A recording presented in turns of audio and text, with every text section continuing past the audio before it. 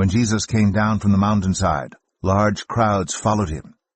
A man with leprosy came and knelt before him and said, "Lord, if you are willing, you can make me clean." Jesus reached out his hand and touched the man. "I am willing," he said. "Be clean." Immediately he was cleansed of his leprosy. Then Jesus said to him, "See that you don't tell anyone, but go, show yourself to the priest, and offer the gift Moses commanded as a testimony to them." When Jesus had entered Capernaum, a centurion came to him, asking for help. "Lord," he said, "my servant lies at home, paralyzed, suffering terribly." Jesus said to him, "Shall I come and heal him?" The centurion replied, "Lord, I do not deserve to have you come under my roof, but just say the word, and my servant will be healed. For I myself am a man under authority with soldiers under me. I tell this one, 'Go,' and he goes, and that one, 'Come,' and he comes. I say to my servant, 'Do this,' and he does it." When Jesus heard this, he was amazed and said to those following him, "Truly I tell you, I have not found anyone in Israel with such great faith.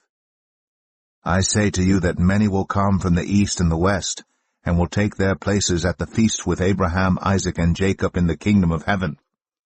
But the subjects of the kingdom will be thrown outside into the darkness, where there will be weeping and gnashing of teeth."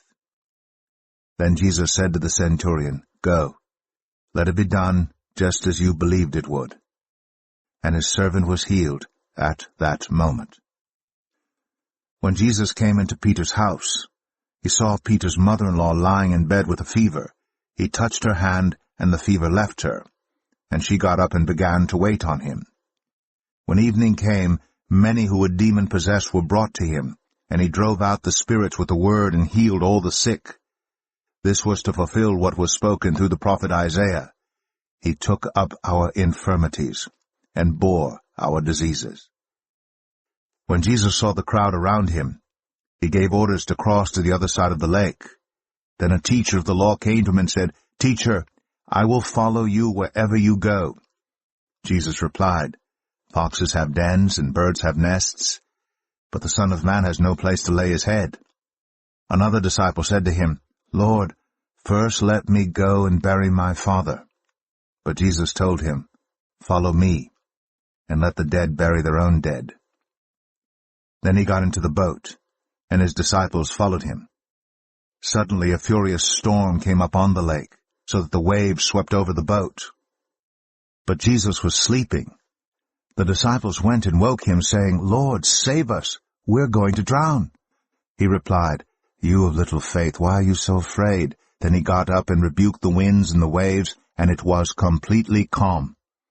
The men were amazed and asked, "What kind of man is this? Even the winds and the waves obey him." When he arrived at the other side in the region of the Gadarenes, 2 demon-possessed men coming from the tombs met him. They were so violent that no one could pass that way.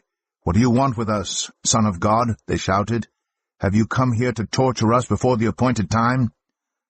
Some distance from them, a large herd of pigs was feeding. The demons begged Jesus, "If you drive us out, send us into the herd of pigs." He said to them, "Go."